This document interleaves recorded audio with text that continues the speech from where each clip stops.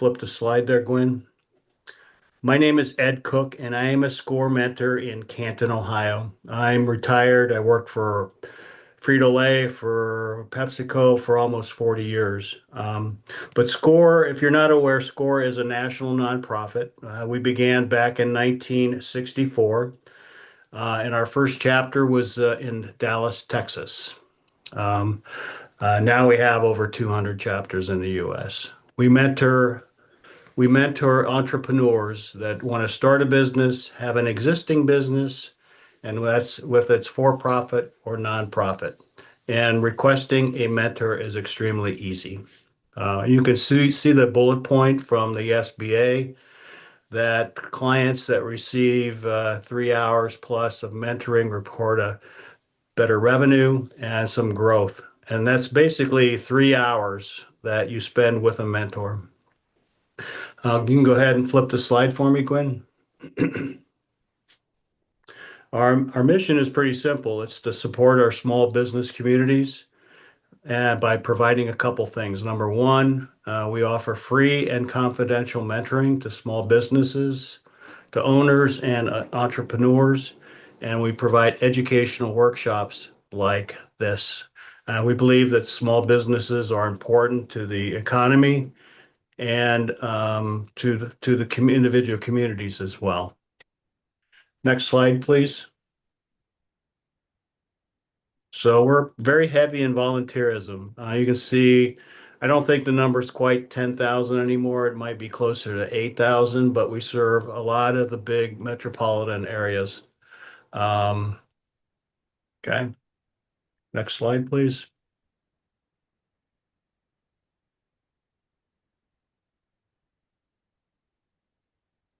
Next slide. And every year, as painful as it is, we have to sign off on a code of ethics that basically says that the individual mentors cannot benefit in any way from our clients, and that our client information is protected and confidential by the U.S. government. Next slide, please. So we're able to do our mentoring and most of our workshops and webinars for free for a few reasons. Number one is we're a resource partner with the SBA. We have very generous sponsors locally, and we have a network of volunteers that come with all sorts of unique business skill sets that volunteer their time. Next slide, please. These are some of our sponsors in the Akron, Canton area. The Hoover Foundation, the Stark Community Foundation, Stark State, Akron Community Foundation, Key Bank, those are platinum levels. Gold level is Huntington and the Calhoun Charitable Trust. Next slide, please. These are our silver, People's Bank, the Welty Family Foundation, and boy, that is small. And that is the or donor advised fund. So, and then bronze level, we have the Learner, the Ripple, and the Munson Charitable Funds and Consumers Banks. And I think we got one more here. These are the sponsors in the Cleveland area that support them up along Lake Erie. So we've got the Cleveland Neighborhood Progress, the Truax Law Company, Community Foundation of Lorraine, Comstar, Chase, Wells Fargo, PNC, and Key Bank. Next slide, please. So the last slide.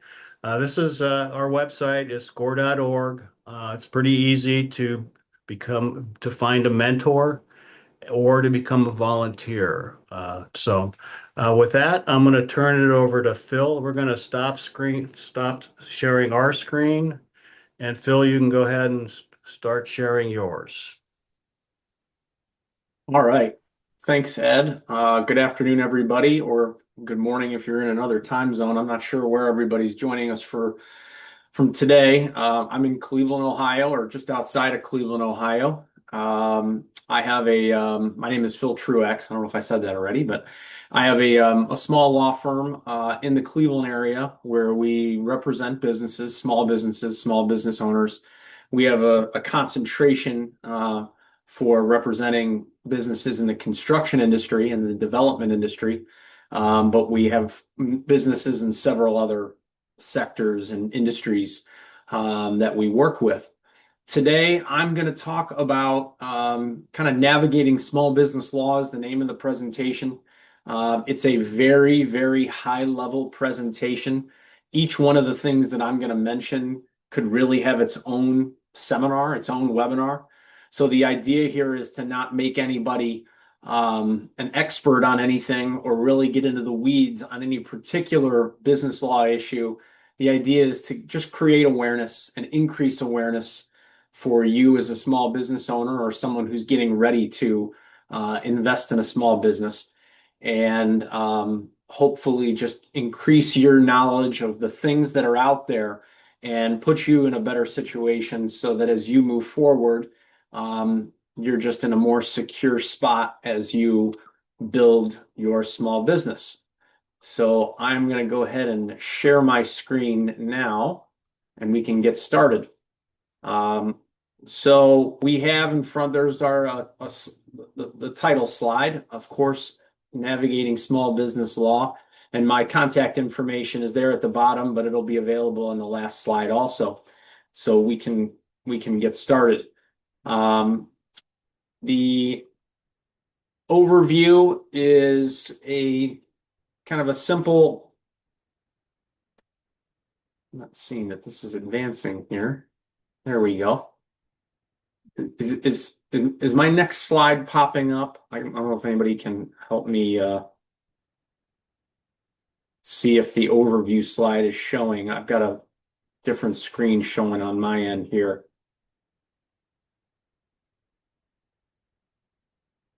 You know what? I'm going to restart my share. Sorry for this. This has never happened before. Yeah, I can see everybody. Thank you for your responses. Let me see if I can stop my share and restart the slideshow. Give me 1 second.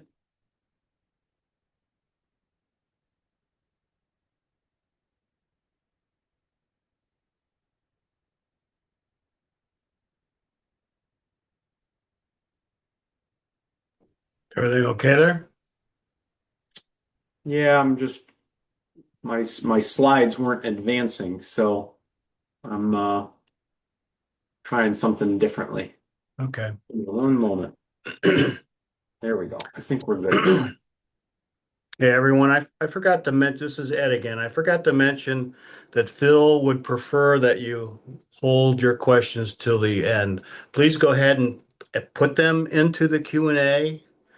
And if they're pertinent to what he's talking about right then and there, I might interrupt him. Otherwise, he will focus on answering all your questions at the end of the webinar. So hope that's okay. All right. All right, so we should be good now. So there's the overview screen is up in front of you. We're going to talk a little bit about business entity selection, meaning are you going to have a corporation? Are you going to have a partnership? Are you going to have an LLC? Are you going to do work as a sole proprietor? We're going to talk about having business partners. We'll talk briefly about the idea of franchising versus having your own independent business that's not related to a larger franchise type situation. And we'll also talk about site selection. You might be working from home, you might be a complete remote business, or you may have a business that's better suited for having a separate location. We'll talk about general contract issues. We're not going to go real deep into the weeds, but nearly all of you are going to have some type of contract that you're going to enter into, and maybe it's lots of contracts depending on the service that you're going to be involved in. Talk a little bit about IP. I'm not an IP lawyer, but I can provide just you with a high level of some of the IP issues, and then we'll end it with business advisors, which from my standpoint is one of the most important things that you all should be aware of as you embark further on your small business journey. So, all All right, let's talk about business entity selection first. So there's several different types of business entities that you can have. One is sole proprietor. A sole proprietor means there is no separate legal entity that is your business. That means that I'm going to start a restaurant. I'm going to have a pizza shop, and I'm not going to form a new entity. I'm just going to call it Phil's Pizza, and but everything still runs through me. I open a bank account in my name. I enter into the lease. I handle everything through myself, but I create a logo and have somebody make a sign, and then I make pizzas out of a pizza oven and have a storefront. Um, so that's what a sole proprietorship is. It's easier, it's cheaper, it's simpler. The problem with a sole proprietorship, is that there is no separate, there's no protection for you as the individual who owns the small business. So one of the benefits of having a limited partnership or a corporation or a limited liability company, an LLC, is that it's actually a separate legal person. That entity, that business organization is a separate legal person from you, the human who started the business. And the reason why that's important is because one of the things that people get themselves in trouble with is sometimes they merge personal assets with their business assets. You subject your house, for example, to liabilities of the business. If Phil's Pizza takes on a whole bunch of debt and gets chased by a bank or a vendor, an equipment vendor or a food vendor, that vendor or bank can pursue me personally and potentially go after my personal assets like my house. If I had Phil's Pizza LLC as a separate entity, or Phil's Pizza Incorporated as a separate entity that I register with my state's Secretary of State's website, I create a separate bank account. You go to the IRS and you get what's called an employee identification number, or a federal tax ID number. That's what lets you get a bank account. Now I have a separate entity, and I flow everything in and out of that separate entity, Phil's Pizza LLC and Phil's Pizza LLC's bank account and what have you. And what that does is, assuming you do it correctly, that will protect your personal assets generally, and it makes sure that the company's assets and the company's liabilities are kind of in their own separate island, separate and apart from you and your family's stuff, which is obviously very important. So I personally am not a huge fan of sole proprietors, but there's a time and place for them. If the business is simple enough and the liabilities aren't significant enough, um, and you're operating a website, for example, or you're doing a level of service where you don't really feel the need to create a separate entity, that's okay. I would probably tell you though that the prudent thing to do is, if you're getting ready to start a business, or you have your own you have your own small business already, is to seriously consider having a separate entity for it. Now, there's lots of different reasons to have one of these entities. I will tell you that the majority of people out there use LLCs. Why is that? Well, LLCs are simple. They're partnerships. They're called limited liability companies. They're actually partnerships, but they're different from partnerships because they kind of have the same benefit of a corporation by having that separate liability protection.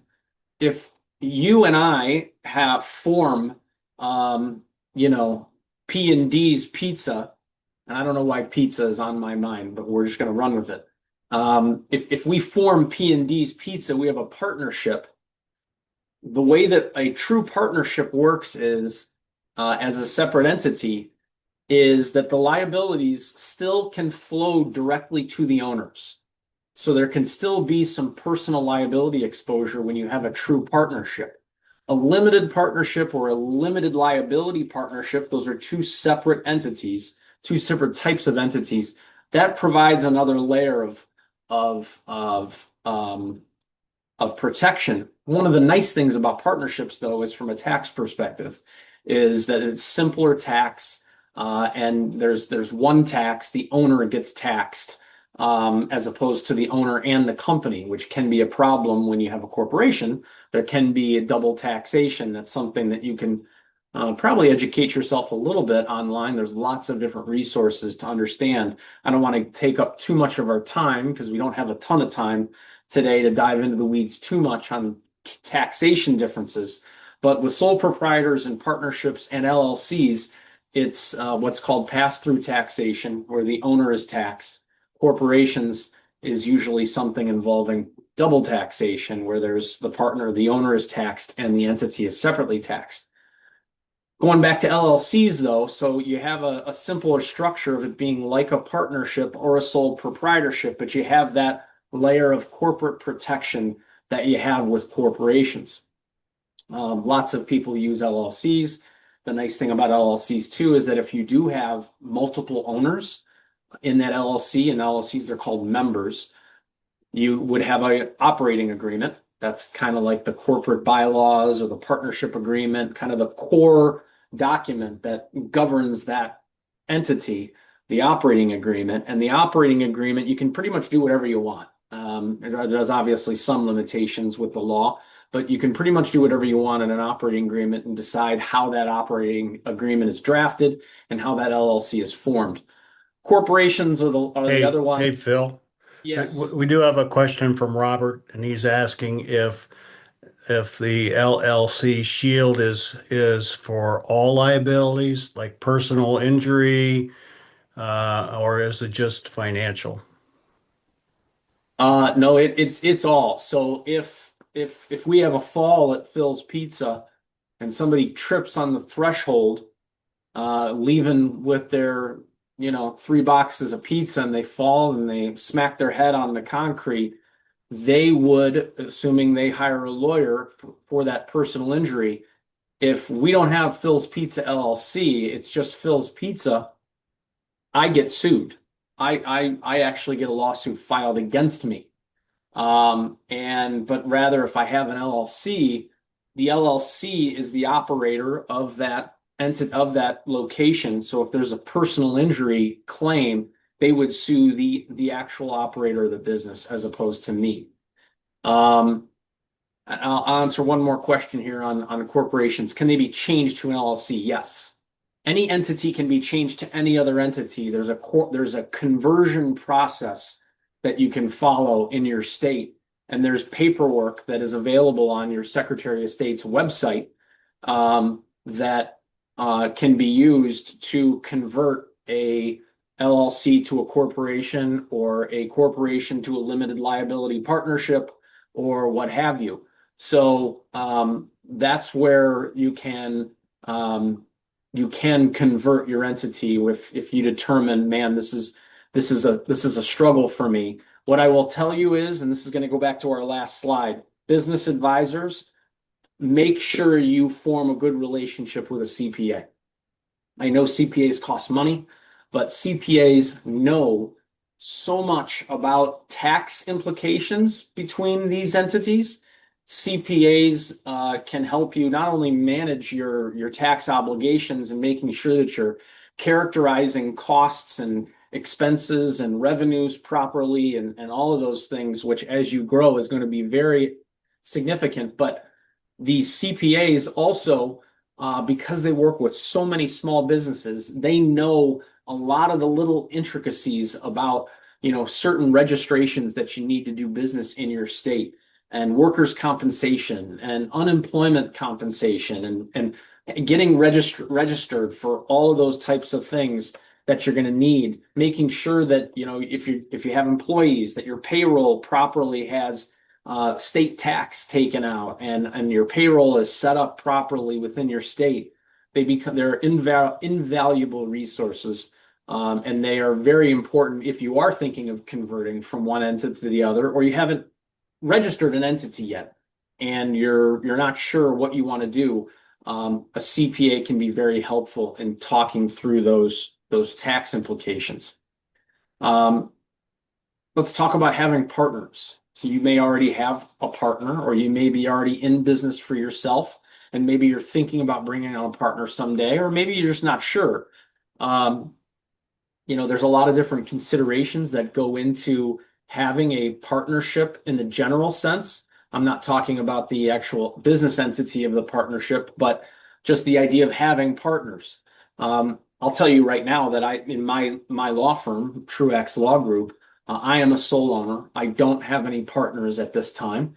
And quite honestly, it might be a while until I have partners. And part of that is because I know I've thought through a lot of the things that are important to me is having a partner and what do I want out of having a partner, the type of person that would be a good partner, the type of what do they prioritize, what do they bring to the table as far as complementary skill sets, and maybe they're good at something that I don't want to spend time on or I'm just flat out not good at. Those are all considerations that you have to have. But before you take into account of having a partner, what you've got to do is you don't just decide I'm going to go into business with my friend or my brother or whatever it is. You've really got to give some thought and really talk through because a partnership is a heck of a lot like a marriage. And if you don't give a lot of thought to what goes into having a partner in your business. It's very stressful. There's a whole lot going on. There's a lot of things to think about, a lot of decisions to be made, a lot of things to explore, and you've got to make sure that you've got that partner who you're working with matches a lot of your core values, your philosophies, what's the objective of your business, and things like that. So those are all considerations. The other things to think about too is who's going to own what in the business. Is it 50-50? And if it's 50-50, is the decision making 50-50? That's a problem. I'll tell you that's what leads to deadlock is if you have two people, two partners, and you decide that you are 50-50. At a minimum, I'd recommend people consider doing 51-49, if nothing else, on the consideration of decision making authority. Because invariably there are going to be things that you're not going to agree with, and that's okay, of course. But if it's big picture stuff that you're not agreeing with, that can lead to a lot of problems. And the law will then look to that operating agreement or those corporate rules and regulations or the bylaws or the partnership agreement to determine how to break the tie, if it were. And if there's nothing in there that helps break the tie, then that can lead to a corporate deadlock and that can lead to a whole slew of other problems.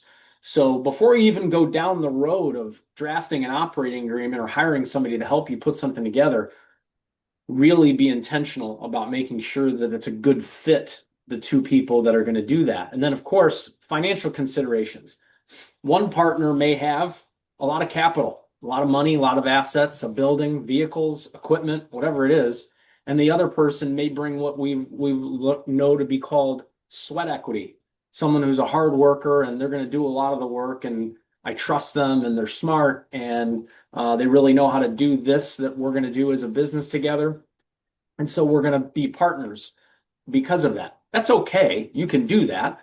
But it's just important to really think through what are those things that the partners are bringing to the table. And then along with that is how are we going to operate? It might take us a while to bring in some money. It might take us a while to drive enough revenue to operate and grow. So we may need to get a loan. And if we're going to get a loan, how do we do that? How much of a loan do we need?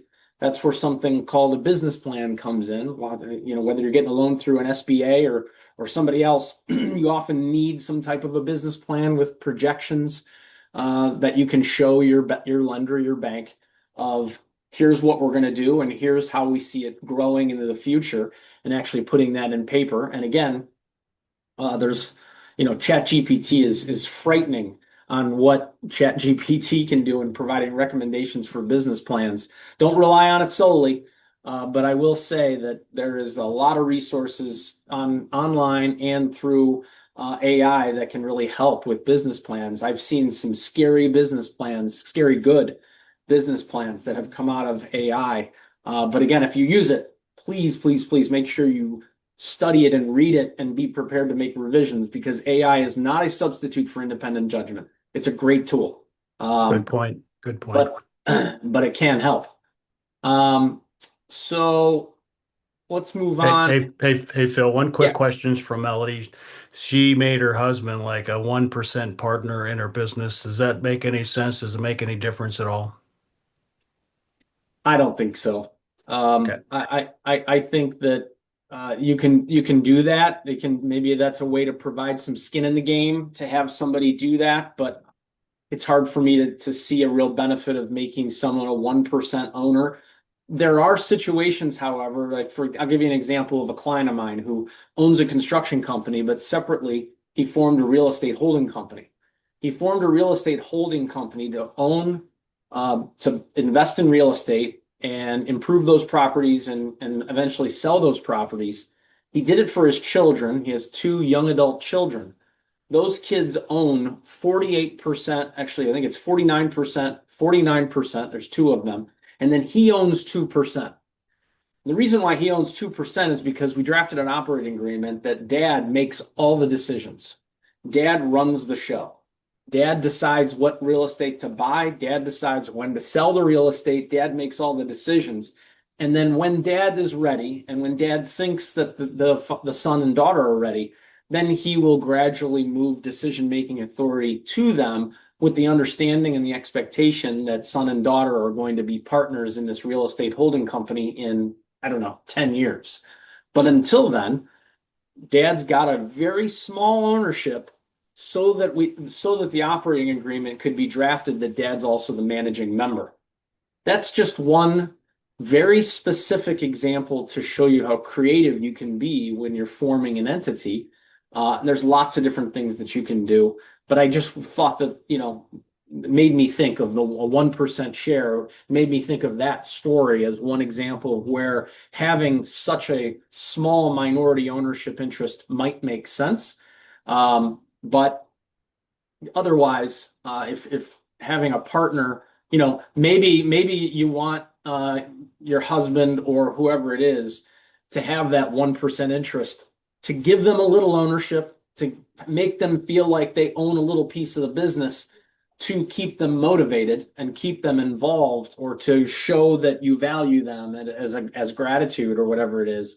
There's things like that certainly make sense. Or you want to start with 1%, and if they hit a certain metric or metrics after a year or two, then it grows to 5%. And there's things like that you can do as well. Um, Taking a quick peek here at some of these other questions. Um, so let's go to franchise and independence right now. I think that with a so there's some of you that probably not too many of you are interested in a franchise. Maybe some of you are. So we'll spend just a few minutes on this.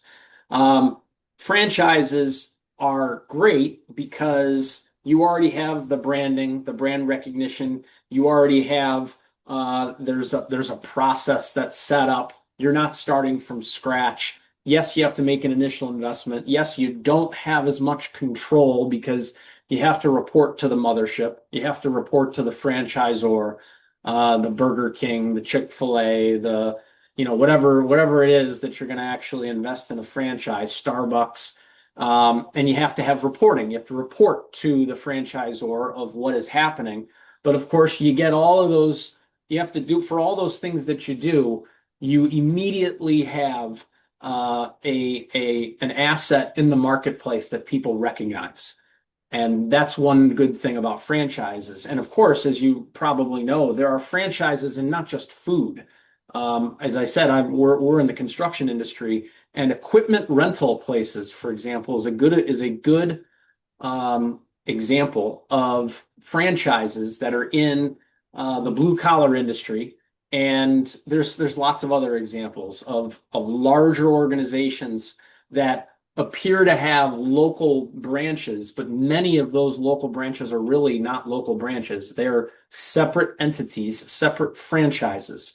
So that's something to think about. And then if you're going to go that direction, you really got to analyze the financial uh, spread of how much money you're going to owe every year to the franchise, because that's a significant cost of your overhead. is making sure that you're making those payments. Now, for everybody else who's not going into franchises or not thinking about franchises or know that franchise is not in your future, you've got your independent business. And of course, all the benefits and drawbacks of a franchise, they're flopped for an independent business. So it's usually less of an initial investment, depending on the business. Sometimes it's a significant initial investment. There's a lot more control. You're the boss. You do whatever you want for the most part. You don't have to report to anybody. You're the boss. You report to yourself, with the exception of, filing taxes and making sure that you do the typical regulatory reporting requirements. And then branding, you have no branding often. If you're going to buy someone else's business, that's a different story.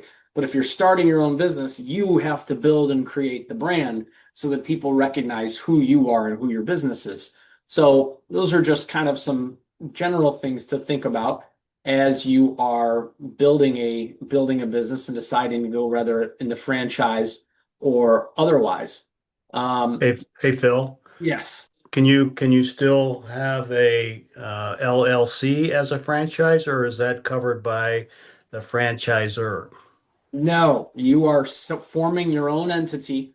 So you're still going to form your own entity like you had an independent business. Okay. Um, but that whether it's an LLC or a corporation or whatever it is, that entity is the franchisee. So it's the agreement is the franchisor, the large multinational whatever organization that owns all the restaurants or the um, car rental places, enterprise or whatever it is. And then you are going to decide you want to open one of those businesses, small businesses in your locality. You created your own LLC, and that LLC operates as that entity that's a franchise. So, um, yeah, Thank you. sure. Okay. So then we have site selection. This is obviously a very different conversation. With Gary and Norma and Gary and Doris and Sylvia and those. Site selection is a very different conversation now than it was in 2019. There's a lot more businesses that are operating from home, a lot more remote businesses that are happening now than there were back then. Okay. I could operate a law firm with. Can I tell the Wheelers they can come earlier if they want? Hey, hey Ed, could you hit mute? Well, they could probably come here afterwards then. Hey Ed, are Sorry. you able to mute your? Yeah. Okay. So you've got to decide whether or not you need a location. You've got to decide whether or not you need an office. Do you need an equipment yard? Do you need a storefront? Do you need a separate location to operate your business, or can you work from home? Do you want to work from home? You may not want to work from home. If you're anything like me, when I started my law firm, I had small children at home, and the last thing I wanted to do was operate a law firm with my kids running around. So I was lucky enough to have a wife, and of course the kids were going to school and all those things.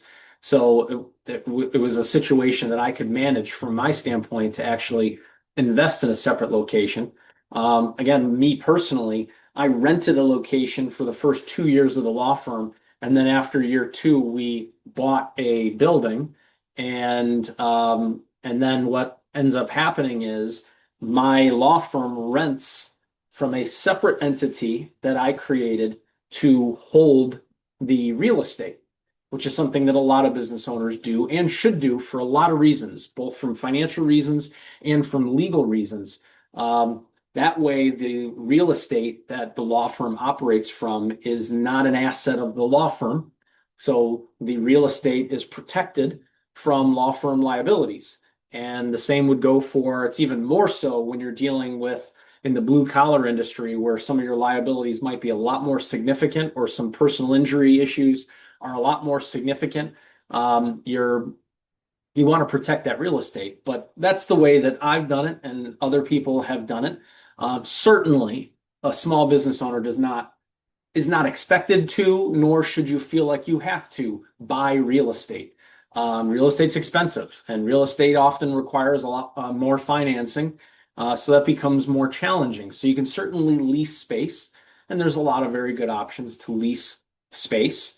You got to make sure that you know that you're able to lease space and operate your business in that area of town, that it complies with zoning obligations, that there may be noise ordinances, there may be a lot of other local rules that could apply to a certain location, and you have to educate yourself on those things to say, I really like the location on 6th and Main. Well, you better make sure you can do what you want to do on 6th and Main before you decide to negotiate a lease on 6th and Main and then find out that there's zoning regulations or regulate timing of business, that you have to shut your business down by a certain time. I've seen that before, depending on where you're at. So making sure that you understand what is going to be required out of you at that location, if that's where you're going to want to end up. So Melody asks a good question here that I'm looking at now. She says, "I own a building that I own the building that my antique shop is located. Each has its own entity. How do you, on paper, rent the space from one entity to the other? I'm financing all of it from my personal finances." Well, you treat those entities as separate individuals, and you have your landowning company obviously is the one that is on the auditor's website, or is the public owner of record. But then that entity issues a lease to your operating entity, and from that standpoint, so you have to have the lease, and then of course the how you're if you're financing it all from your personal finances, you don't need to worry about a bank, but you would keep the ownership of that entity in the name of the owning entity, not in the name of the antique store. The antique store is just a tenant. Typically, though, what happens is the tenant, the antique store, is going to be responsible for maintaining the property. There's something called a triple net lease, and a triple net lease basically puts on the tenant all the responsibilities to take care of the property, to pay real estate taxes, maintain the building, maintain the sidewalks and the parking lot and the driveway and things like that, mow the grass. Everything is the responsibility of the tenant. And that's typically the way that you would do a lease between the two entities that you own. But as I said, that's you're on the right track, because you want, from a tax standpoint, there's tax benefits to having that. There's also the legal benefit of keeping those two things separate. And then these are just some issues, lease issues, that are things to think about when you are in a lease situation. Sometimes there's not a triple net lease. Sometimes you're in a office park, or you're in a plaza, and you have what's called common area maintenance charges, CAM. And common area maintenance charges are where each tenant in a plaza of 4 storefronts, everybody has a share of the common area maintenance costs. And usually it's a monthly charge. But then there's a reconciliation period, because if the landlord has to spend an inordinate amount of money on common area maintenance, the landlord goes back to the tenants and says, "Hey, I need an assessment of $1,500 from each of you, because we're $6,000 over budget on what we had to do because of A, B, and C." And that the process of that is usually ironed out in the lease, as are things like other landlord responsibilities, tenant responsibilities. You got personal guarantee there. If you can get out of personal guarantees, you should. If you can negotiate not having a personal guarantee. And by the way, the only way to negotiate out of a personal guarantee, it's almost impossible with a bank. But with lease obligations, it is possible. And the only way to get out of it is by asking. There's a lot of people who are afraid to say, "I don't want to do a personal guarantee. I don't want to do this deal with a personal guarantee." If you don't say that, then you're never going to know whether or not your landlord is going to say, "Okay, then I think we're all right." A lot of times they're not. A lot of times they are going to say, "No, I need a personal guarantee because I don't have any credit history with you. I don't know about your business. I'm not comfortable with a personal guarantee. The only way that I'm going to lease this property to you is with a personal guarantee." Okay, if that's what they say, now you know. But a lot of people, I deal with this in the construction industry a lot, that a lot of our clients are smaller subcontractor clients. And a lot of those subcontractor clients get a contract from a general contractor, a construction manager, a bigger company. That's the actual construction company that is being retained by the property owner. And my plumbing subcontractor, for example, gets a contract and they don't want to negotiate that contract and offer other terms because they don't think that their customer, that larger construction management company, is going to make any changes to their contract. And that's honestly foolish. Because many of them do. And again, you'll never get it if you don't ask. So make sure that whether it's in connection with leases, vendor agreements, supply agreements, whatever it is, make sure that you're giving yourself a chance by asking. Ask for something, suggest a revision, try to negotiate different terms. If you don't, then you're never going to get it, and you are going to be stuck with the form document that they have. Signage is one other one. That I mentioned that zoning is something to think about. You got to make sure that you can do the business you want to do with the property you have. Signage, there's often signage requirements, signage regulations, limitations, restrictions, things like that for your neighborhood. Where we're located at our law firm, we're in a historical district of the town our law firm is in, Avon, Ohio. And there are very specific sign regulations, and actually the signs have to be approved by a small committee in town.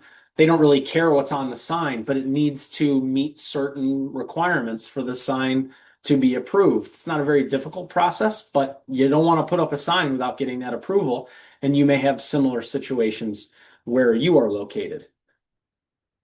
All right, so how about IP? So IP is, by the way, anonymous attendee. You've got a very tricky situation with inheriting 51% of a corporation and 49% of your family who wants to squeeze out a family member.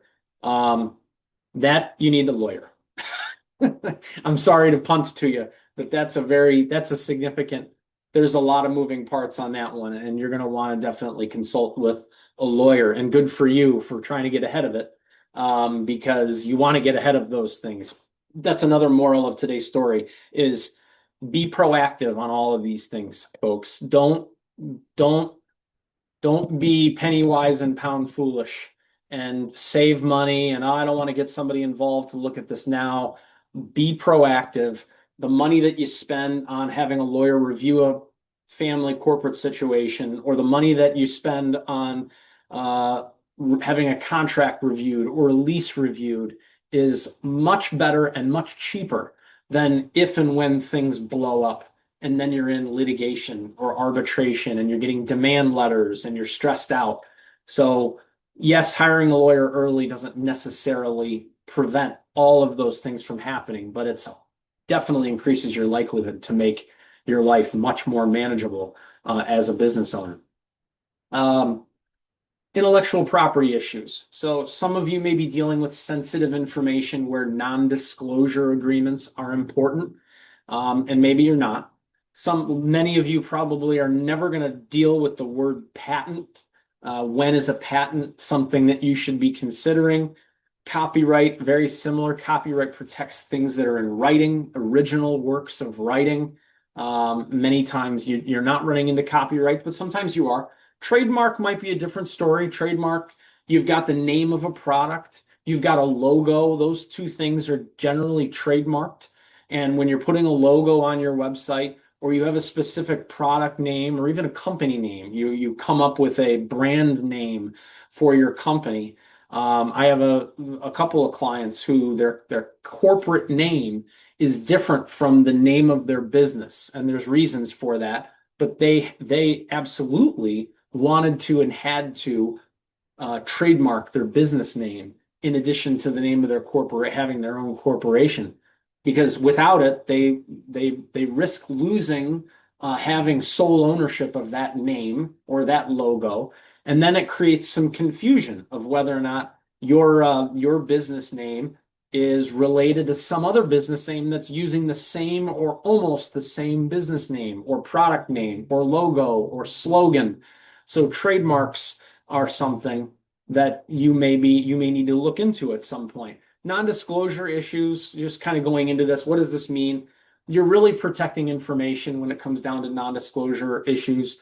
That you might be protecting, and this is something that comes up with working with vendors oftentimes, or maybe it's working with someone who's you're going to sublease to at some time. If we were to ever sublease any space in our business, we would definitely want a non-disclosure agreement because we have sensitive client information that we're dealing with. And if we had a financial advisor, for example, that was going to lease an office in our building, we would want that person to sign a non-disclosure agreement that if they come in contact with any client information, that they are going to protect it. They're not going to disclose it. They're going to keep it separate from all their other stuff.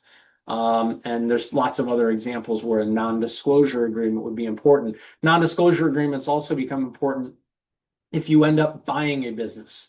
Say that you are looking at acquiring a business someday. And if you're going to acquire a business, you're going to be talking with the seller, and the seller absolutely should and likely will want you to sign a non-disclosure agreement because the seller doesn't want you to obtain all of their confidential customer and financial information, then decide, I don't want to buy this business, and then you're going to go use that information that you got from the seller. That is a thing that happens, and the seller is in a much better situation with an NDA signed because then you have something that you can actually rely on.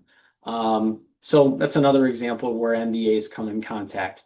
Non-competes, non-competition agreements. Usually that's in a situation when you're employed or if you're going to employ someone and you don't want them to compete with you. There are restrictions on when non-competes are even enforceable. They are still enforceable. The Biden administration tried to pass an executive order to ban non-competes in the United States of America, and that failed. That's typically a state-to-state issue. And there are situations where non-competes are appropriate, and then there are non-compete situations that aren't. But be aware that if you're in Ohio or you're in a state like Ohio, Ohio generally says if you sign a non-compete, you're bound by it. There's exceptions, there's limitations, but Ohio is not like California, for example. California non-competes are actually illegal. You can't have non-competes in California. But Ohio, there are doctors who sign non-competes with hospitals, and then they leave that hospital, and they truly have a problem when if they want to go work for another area hospital, and they have a non-compete. So it's crazy to me that that's actually something that we allow in our country, but that's the way the law is right now. So be aware of non-compete. Same with non-solicitations. Non-solicitation agreements are a little bit more reasonable. Non-solicitation agreements are things like, I'm going to hire you as my vice president, but while you're working for me and for a year after you leave here, or 2 years after you leave here, you cannot solicit our customers, you cannot solicit our employees. And that's usually a pretty reasonable approach to take is you're going to be with our company for a period of time, you're going to learn a heck of a whole lot, you're going to meet all these people. And if our relationship ends, I don't want you to run away with our customers or run away with our employees. So those are some examples of non-competes that we'll often see. Hey, Phil, are they for a finite period of time? Like no solicitation for a year or do not compete for 6 months or something? So non-competes in the states that have more flexible or tolerant laws for non-competes, like Ohio, it is definitely limited. They have to be limited in time. Employee non-competes are typically not enforced for more than 2 years. Um, I've seen 5-year non-competes, but those 5 or 10-year non-competes are often when somebody sells their business. So I've got a wheel manufacturing company, and I've been making wheel and wheel parts for vehicles and for equipment for years. I sell my business to Jim. Jim's going to buy my manufacturing company, and Jim says, Phil, I don't want you to have cold feet or have second thoughts in a year and then start your second wheel manufacturing business and then compete with me. So once you're out, you're out. And that's enforceable. So if you do sell your company, the seller can ask you and you can agree not to compete with the buyer for a very long time. But if employees, it's usually 1 to 2 years. Non-solicitations, I'm not aware of a limitation on that. But I've only seen them with limitations. Usually, if someone is asked not to solicit employees or not to solicit customers, it's for a certain number of years. And if I were advising somebody on that, I would say you really don't need more than 2 years because once they're gone for 2 years and then they talk to your former employee, if you can't keep that employee, um, you might have some bigger problems than if the guy or gal who left 2 years ago is now having a conversation with your HR person and gets them to leave, then that HR person was probably going to leave anyway. But yeah, anyway, I would say both of them have duration expectations, and with non-competes, it's a requirement. You have to have um, a limitation in order for it to be enforceable. And here's some information about trademarks. Um, Trademarks there's actually state trademarks and federal trademarks. The USPTO, that's a federal organization where if you want national protection, and if you're, selling things on Etsy or a similar website, having a trademark nationally is a good idea because you're probably doing work with people outside of your state. But if you're only doing work locally and you're really only interested in your state, whether it's Ohio or some other state, you may only want to file your trademark in the state where you're located. Trademarks are not very expensive, they're pretty cheap. And there's actually some lawyers who are really good and efficient at filing trademarks because they do it all the time. So that's something to think about. So trademarks of all of the intellectual property are probably the most common thing that you run into in deciding whether you need a trademark. And then last but not least for our presentation is business advisors. I know you don't know everything, but don't be afraid to not know everything. Recognize you don't know everything, and realize that there are lots of people out there who can and want to help you, not just your score mentor. That's a great place to start. I have a business coach myself, and I pay for my business coach, and my business coach is a lot more expensive than zero. So having a score mentor provided to you that's been through the business ringer for 30, 40 years and has seen and heard it all, that's an outrageous benefit to take advantage of. The SBA also has something called the Small Business Development Corporation. There's chapters all over the country, SBDC chapters all over the country, and that is different from SCORE, but it also provides specific advisors. For example, the first couple of years of our law firm, we use the a bookkeeper and an HR professional that was available through the SBDC for free. So we were able to consult with an HR consultant and a bookkeeper to help us get where we needed to be with QuickBooks, and it didn't cost us anything because it's funded through the SBA. Those professionals got paid, but they got paid through the SBA. So that's another really, really great benefit. And there's other specialties that the SBDC offers. So those are two great places. But even then, lawyers, accountants, bookkeepers, financial advisors, insurance people, you need insurance. You're going to have a business, you have to have insurance. And when you get an insurance agent, don't just call State Farm or Allstate. Don't just go to your local branch. If the person in your local branch is a master at commercial liability insurance and other business insurance that are required, okay, that's great. Then that's where you want to be. But when it comes to business insurance, having somebody who actually knows the types of coverages that are required, the types of endorsements that go along with those policies, the additional coverages that go along with that, exclusions that typically apply. Insurance is a very confusing world, and you got to find the right advisor. And insurance advisors, they get paid on their premiums, so you're not really paying a whole lot of money to get great and really important insurance advice. And in accountants and lawyers, that's a different story. You're typically paying fixed or hourly rates for those. So of course, you want to be careful about who you hire and what you're hiring them to do, and you really understand what's involved.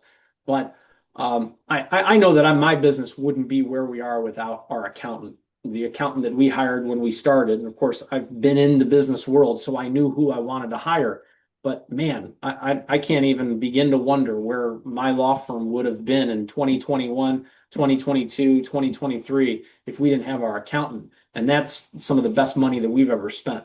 So business advisors are absolutely critical, as you are wherever you are in your business journey, especially at the start of your business.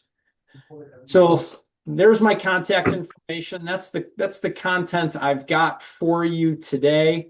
And I think we can maybe dive into a little bit of the comments and questions here. I know we've answered some of them, but Yeah, we can. there's about 8 questions that are out there right now.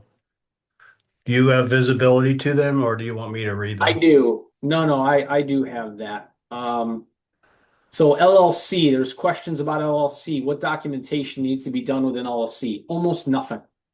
Well, that's one of the benefits of having an LLC is you don't have to do many annual filings other than taxes.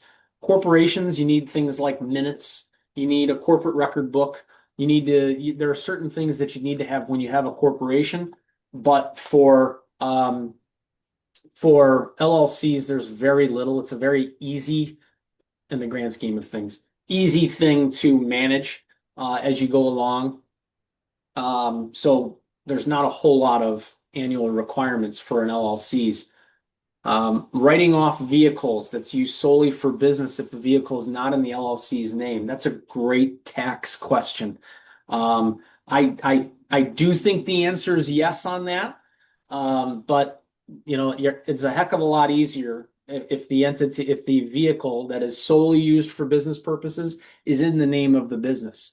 And it's a lot easier to maintain that vehicle, easier from a financial standpoint, because you can use company money to do oil changes and tire rotations and put on new tires and do everything that you got to do. But I do believe that you can claim some financial benefit even if it is yours. You can do things like vehicle allowances. Aside from mileage reimbursements, you can do monthly vehicle allowances also, that the business then generates or pays to the business owner. The difference between LLCs and PLLCs. We have PLLCs in Ohio and PLLPs, professional limited liability companies. That's what the P stands for. They're for many times lawyers and doctors, but other professionals also. But quite honestly, I don't have a great handle on what the benefits of having a professional limited liability company are versus a professional limited liability company versus having a regular limited liability company. And I know that there are other states outside of Ohio that treat those, I guess, more seriously than not. An LLC converting to a nonprofit, I don't believe you can. I do not believe that you can convert to a nonprofit. I'll back off on that. You probably can. You probably can convert it, but the amount of paperwork and the filings with the federal government and the IRS that are required, whether it's a 501(c)(3) or any of the other designations under the IRS code, it would seem to me to be better just to create a new entity. The problem with converting entities, by the way, is sometimes those characteristics, the liabilities, stick with the entity. And sometimes it's better just to terminate and dissolve the current entity and start a new one. Not always, but some. It's just something that you got to think about, but there's really no easy answer to that. Um, there's the Turo question that you don't have to buy into Turo. I don't know anything about that. I mean, I know what Turo is, and it's awesome. I've used it. It's really great. But I don't know how Turo kind of fits into the franchise conversation. If you can have a Turo operate a Turo business and you don't have to buy into anything and you have limited agreement requirements, that's great. That's the kind of franchise that you want to be involved in. So let's see. The selling a business with a partner who's a 25% partner, doesn't it obligate the proceeds to be 25% his? Net proceeds, yes, unless there's language in the operating agreement or the governing documents that govern proceeds differently.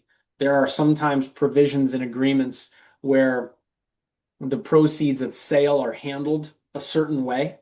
But without any of those special types of rules, if your equity interest is 25% and your company sells for $1 million and expenses trim that down to $800,000, then the 25% owner is entitled to $200,000. That's pretty standard. There needs to be specific exceptions or provisions in the documents for there to be another outcome. And I answered Melody's question about the antique shop. Let's see. How do you suggest we choose advisors, interviews, and recommendations? Recommendations is the place to start. You should go to someone you trust, and you should ask them, can we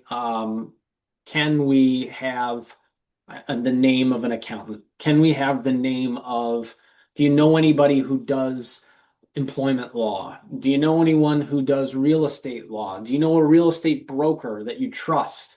And make sure you say that, because it's one thing, do you know someone? It's another thing, do you know someone who you trust?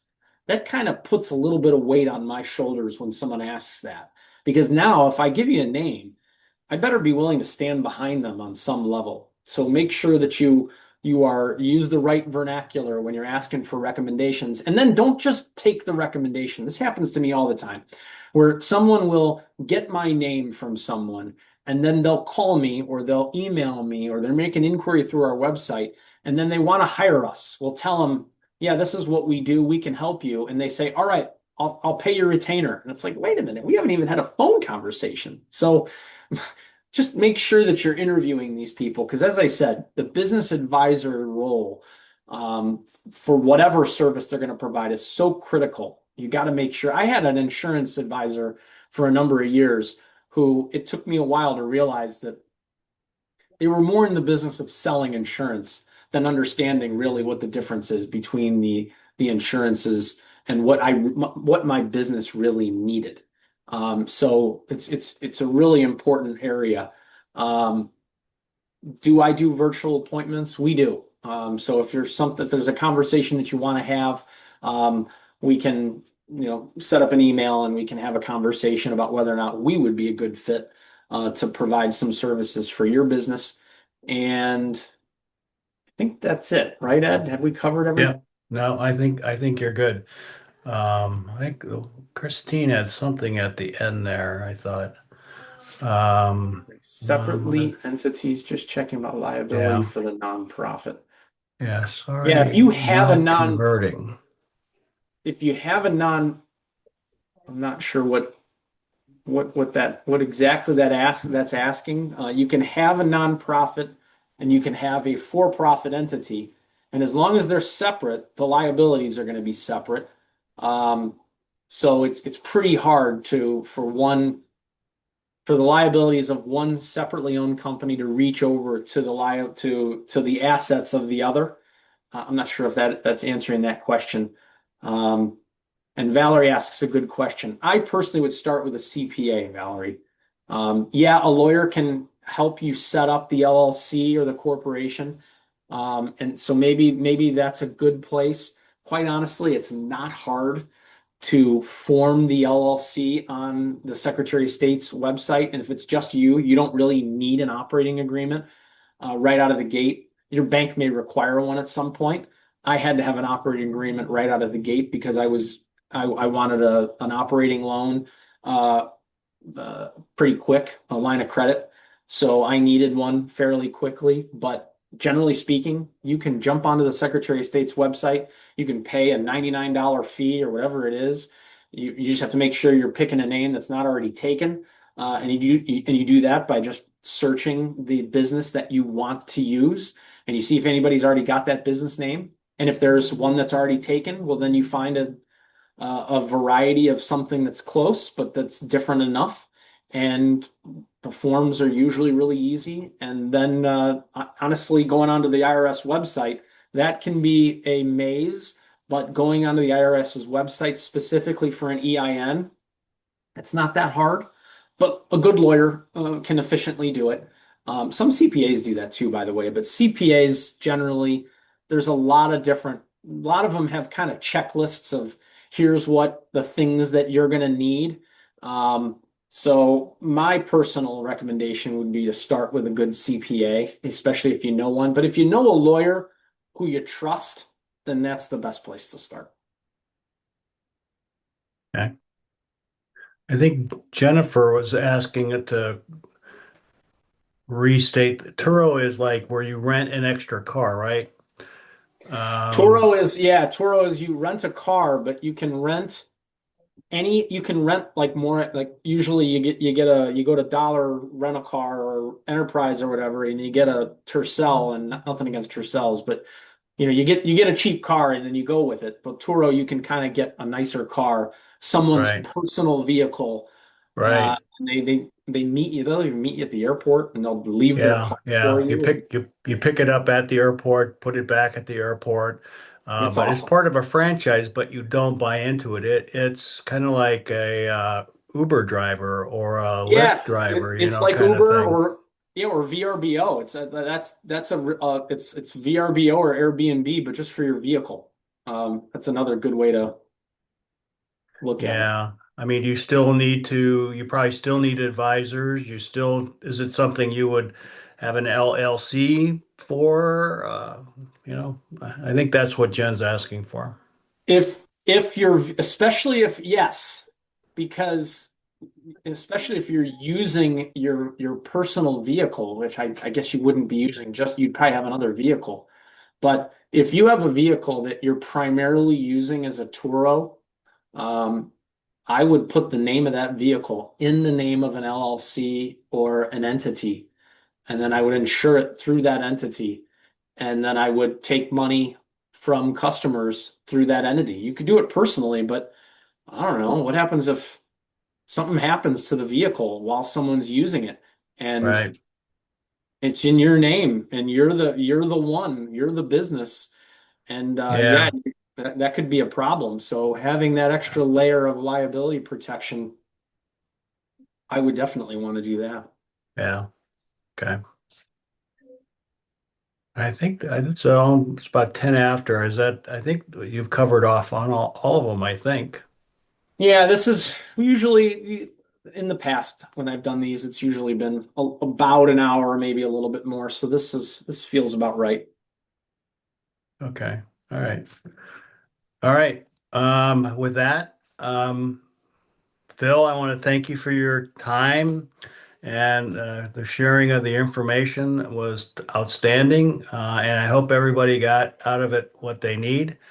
I encourage them to reach out to you or to SCORE if you need additional direction of some kind. I think we'd be glad to help you. Folks, I just put my email into the chat. So if you do want a copy of the slides, or if there's someone asked about the virtual consultation, if you wanted to reach out, that's the best way to do it right there. Okay. Thank you very much. Thanks, everybody. So long. Bye bye.